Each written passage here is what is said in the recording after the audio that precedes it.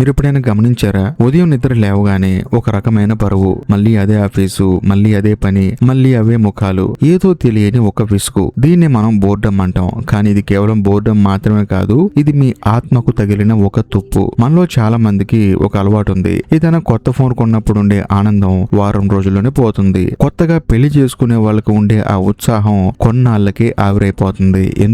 ఎందుకంటే మనం దేన్ని కొత్తగా చూడలేకపోతున్నాం. మన కళ్ళ ముందున్న ప్రపంచం ఎంతో అద్భుతంగా ఉన్నా కూడా మనం మాత్రం ఒక చీకటి గదిలో కూర్చొని పాత జ్ఞాపకాలు నెమరవేసుకుంటున్నాం. లేవండి, మేల్కొనండి, గమ్యం చేరే వరకు విశ్రమించకండి అని వివేకానందుడు ఎప్పుడో చెప్పారు. కానీ మనం ఎక్కడ ఆగిపోయాం తెలుసా? మన ఆలోచనలోనే ఆగిపోయాం. మన జీవితం ఒకే రకమైన మూసలో పడిపోయింది. ఉదయం నుంచి రాత్రి వరకు మనం ఒక యంత్రంలా మారిపోయాము. తింటున్నాం కానీ రుచి తెలియట్లేదు, మాట్లాడుతున్నాం కానీ ఆ మాటల్లో ప్రాణం లేదు. ప్రేమించిన మనిషి పక్కనే ఉన్న ఆ వ్యక్తి తాలూకు ఆనందాన్ని, మనోధైర్యాన్ని పొందలేకపోతున్నాం. ఇది ఒక భయంకరమైన మానసిక వ్యాధి. మీకు డబ్బు ఉండొచ్చు, హోదా ఉండొచ్చు, కానీ మీ మనసులో ఆ తాజాదనం లేకపోతే మీరు బ్రతికి ఉన్న చచ్చిన వారితో సమానం. విసుగు అనేది బయట పరిస్థితుల వల్ల రాదు, అది మీ లోపల ఉన్న శూన్యం వల్ల వస్తుంది. మీరు మీ జీవితాన్ని ఒక భారంగా మోస్తున్నారు తప్ప ఒక వేడుకలా జరుపుకోవటం లేదు. ఈ సమస్య మనల్ని లోపల నుంచి తినేస్తూనే ఉంటుంది. మన ఉత్సాహాన్ని చంపేస్తుంది,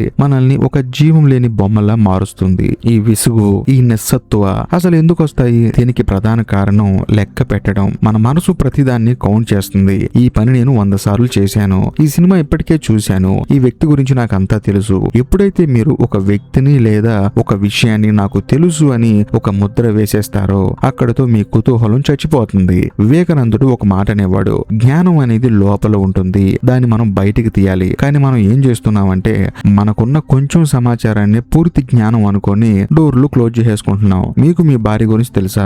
మీ భర్త గురించి తెలుసా? నిజానికి ఎవరికి ఎవరి గురించి పూర్తిగా తెలియదు. ప్రతి మనిషి ఒక అనంతమైన సముద్రం. కానీ మీరు ఏమనుకుంటారంటే ఆమె ఇంతే, ఆయన ఇంతే అని ఒక గీత గీసేస్తారు. ఆ గీత గీసిన క్షణమే ఆ బంధంలో కొత్తదనం చచ్చిపోతుంది. మరో కారణం ఏంటంటే మన మనసు ఎప్పుడు గతంలో లేదా భవిష్యత్తులో ఉంటుంది. మీరు భోంచేస్తున్నప్పుడు ఆ రుచిని ఆస్వాదించరు. రేపు ఆఫీసులో ఏం చెప్పాలి అని చెప్పేసి ఆలోచిస్తూ ఉంటారు. అంటే మీరు ఈ క్షణంలో లేరు. పాత జ్ఞాపకాలనే గిన్నెలో పెట్టుకుని కూర్చుంటే కొత్త నీరు ఎలా వస్తుంది? మీ మనసు పాత చెత్తతో నిండిపోయింది. అందుకే మీకు ఏది చూసినా పాతదిగానే కనిపిస్తుంది. ఇంకా లోతుగా ఆలోచిస్తే మనకి అహం ఎక్కువ.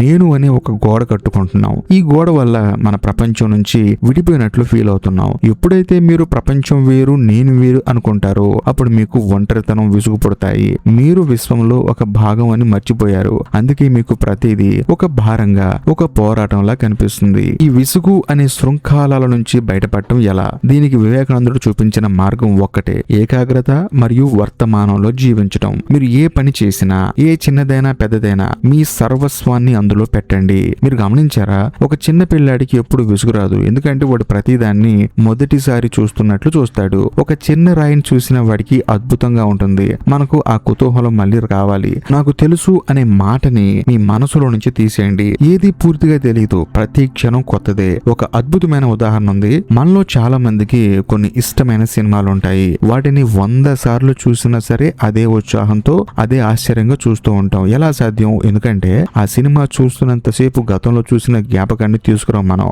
ఆ క్షణంలో ఆ సీన్ ఎలా ఉందో అలా చూస్తాం. మనం కూడా మన జీవితాన్ని అలాగే చూడాలి. మీ పిల్లల్ని చూసినప్పుడు నిన్న వాళ్ళు చేసిన అల్లరిని గుర్తు చేసుకోకుండా ఇప్పుడు ఈ క్షణంలో వాళ్ళు ఎలా ఉన్నారో అలా చూడండి. అప్పుడు మీకు విసుగుండదు, కేవలం ప్రేమ మాత్రమే ఉంటుంది. ఇక రెండవది, కర్తా భావనను వదిలేయండి. నేను చేస్తున్నాను అనే ఆలోచన ఉన్నంత కాలం మీకు అలసట వస్తుంది. మీరు కేవలం ఒక ఇన్స్ట్రుమెంట్ మాత్రమే అని అనుకోండి. 30 కిలోమీటర్లు ప్రయాణించి పొలం పనులు చేసే 68 ఏళ్ల ముసలాయనికి ఎందుకు విసుగురాదు తెలుసా? ఆయనకి ఆ పనిని ఆస్వాదించడం తెలుసు. దాన్ని ఒక ధ్యానంలా చేస్తారు. పనిలో తనను తాను మర్చిపోతున్నారు. వివేకానందుడు అన్నట్లు పని దైవం, పనే దైవం. ఆ పనిలో మీరు లీనమైపోతే సమయం ఎలా గడిచిపోయిందో కూడా మీకు తెలియదు. సరే, ఇదంతా బాగానే ఉంది. ఒక పనిని ధ్యానంలా చేయటం ఎలాగా? అలా చేసి మన జీవితాన్ని ఎలా మెరుగుపరుచుకోవాలంటే ఫస్ట్ మనం మారాలి. అది కూడా ఇప్పుడే మారాలి. మన జీవితం ఒక నిరంతరం ప్రవాహం కావాలి, కానీ ఒక నిల్వ ఉన్న కుంటలా మారకూడదు. ఒక ఆలోచనను తీసుకోండి, ఆ ఆలోచనే మీ జీవితంగా చేసుకోండి. దాని గురించే కలలు కనండి, దానితోనే జీవించనని వివేకానంద గారు ఎప్పటి నుంచో చెప్తున్నారు. మీ జీవితాన్ని మెరుగుపరచుకోవడానికి ఇక్కడ 3 సూత్రాలు ఉన్నాయి. అందులో మొదటిది, గతాన్ని మోయటం ఆపేయండి. ప్రతి ఉదయం మీరు కొత్తగా పుట్టారని నమ్మండి. నిన్న నిన్నటి కోపాలు, నిన్నటి విసుగులు నిన్నటితోనే వదిలేయండి. మీ మనసును ఖాళీగా ఉంచుకోండి. అప్పుడే అందులోకి కొత్త ఉత్సాహం వస్తుంది. జ్ఞాపకాలు ఉండాలి, కానీ అవి మిమ్మల్ని బందీ చేయకూడదు. ఇంకా రెండోది, మనోశూన్యతను అలవరించుకోండి. మనోశూన్యత అంటే ఏమీ లేకుండా ఉండడం కాదు, అన్నిటి మధ్య ఉంటూనే వేటికి నాది అనే ముద్ర వేయకుండా ఉండటం. మీరు రోడ్డు మీద వెళ్తుంటే ఎన్నో కనిపిస్తాయి. కనిపించిన ప్రతిదాన్ని మీరు ఇంటికి తీసుకుని రాలేరు కదా. సో జీవితం కూడా అలాగే. మీరు దేన్నైనా సరే అలా చూసి వదిలేయండి. ఇక మూడోది, సేవలో ఆనందం వెతకండి. మీరు మీకోసం మీరు బతికితే విసుగు వస్తుంది. ఇతరుల కోసం, ఏదైనా గొప్ప లక్ష్యం కోసం బతకండి. అప్పుడు మీకు ఈ జీవితం ఏంటో తెలుస్తుంది. అప్పుడు మీకు అలసట ఉండదు. మీలో ఉన్న అనంతమైన శక్తి కూడా బయటకు వస్తుంది. సో ఓవరాల్ గా చెప్పొచ్చేది ఏంటంటే, జీవితం అనేది ఒక ఫెస్టివల్. ప్రతి శ్వాస ఒక వరం. మన చుట్టూ ఉన్న ప్రపంచం నిత్యం నూతనం. దాన్ని పాత కళ్ళతో చూడటం మానేసి మీ హృదయాన్ని తెరవండి. అప్పుడు ప్రతి చిన్న విషయం మీకు ఒక అద్భుతంలా కనిపిస్తుంది. మీలో ఉన్న దివ్య తత్వాన్ని గుర్తించండి. మీరు బలహీనులు కాదు, మీరు అనంతమైన శక్తి స్వరూపులు. కాకపోతే మీకేంటంటే ఈ బయట కనిపించే ప్రపంచంతో ప్రతిదీ మీకు మీరు లింక్ పెట్టుకుని ఆలోచిస్తూ ఉంటారు. ఒక ఎగ్జాంపుల్ చెప్పనా, మీరు ట్రాఫిక్ జామ్ లో ఉన్నారనుకోండి. ఈ ట్రాఫిక్ అవడానికి మీ ముందున్నోడే కారణం అని చెప్పేసి మీరు అనుకుంటారు. కానీ నిజం చెప్పాలంటే వాడికంటే ముందు ఇంకొకళ్ళు ఉంటారు, వాడికంటే ముందు మరొకళ్ళు ఉంటారు. కాకపోతే మనందరూ ఒక చోట ఉండటం వల్ల ట్రాఫిక్ అయింది అనే సెన్స్ గనక మనకు నిజంగా ఉంటే మాత్రం ఖచ్చితంగా మనకి విసుగు రాదు. ఎందుకంటే ప్రపంచంలో ప్రతిదీ మన వల్లే జరుగుతుంది, కానీ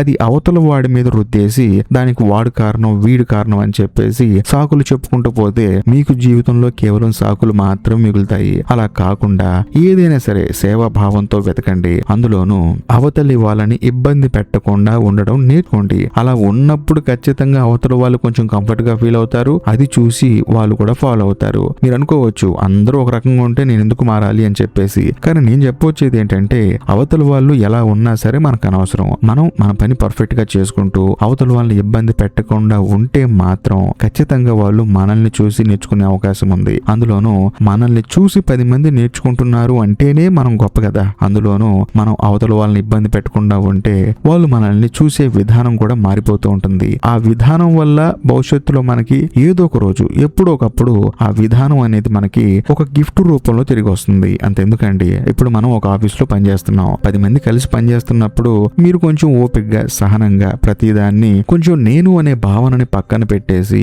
మనమందరం అనే భావన తీసుకొచ్చి అందరితో సరదాగా ఉన్నారనుకోండి, మీరు ఇబ్బంది పడొచ్చు, తప్పు లేదు, నేను కాదంటలేదు. మీరు ఇబ్బంది పడతారు. ఆ ఇబ్బంది వల్ల మీకు చిరాకు వస్తుంది. ఆ చిరాకు, ఆ ఇబ్బంది ఎక్కడ లేదు చెప్పండి? ఇంట్లో లేదా, బయట లేదా, ఎక్కడ పడితే అక్కడ ఉంది. కానీ దాన్ని ఇబ్బందిగా ఫీల్ అవుతుంది మనం. దాన్ని ఇబ్బందిగా క్రియేట్ చేసుకొని బాధపడుతుంది కూడా మనమే. కాబట్టి ప్రతి ఒక్కళ్ళని మనం అనే భావంతో చూస్తే ఆ మనం అనే భావన ఇంకొకరికి అలవాటు అవుతుంది. వాళ్ళు కూడా మిమ్మల్ని అలాగే చూస్తారు. సో ఏది ఏమైనా సరే మళ్ళీ చెప్తున్నాను, మీరు ఈ ప్రపంచంలోకి వచ్చింది కేవలం తినడానికి, పనుకోవడానికి కాదు, ఏదో ఒక గొప్ప పని చేయడానికి. ఈ జీవితాన్ని ప్రతి క్షణం ఆస్వాదించడానికి వచ్చారు. అంతేగాని అవతల వాళ్ళకంటే నేను గొప్ప, లేకపోతే నాకంటే గొప్పవాడు వచ్చినప్పుడు నేను తక్కువ అని చెప్పేసి కూర్చొని బాధపడటానికి కాదు. ఈ జీవితాన్ని ప్రతి క్షణం ఆస్వాదించడానికి వచ్చారు కాబట్టి ఆస్వాదించండి. అంతేగాని గొడవలు పట్టడానికి కాదు.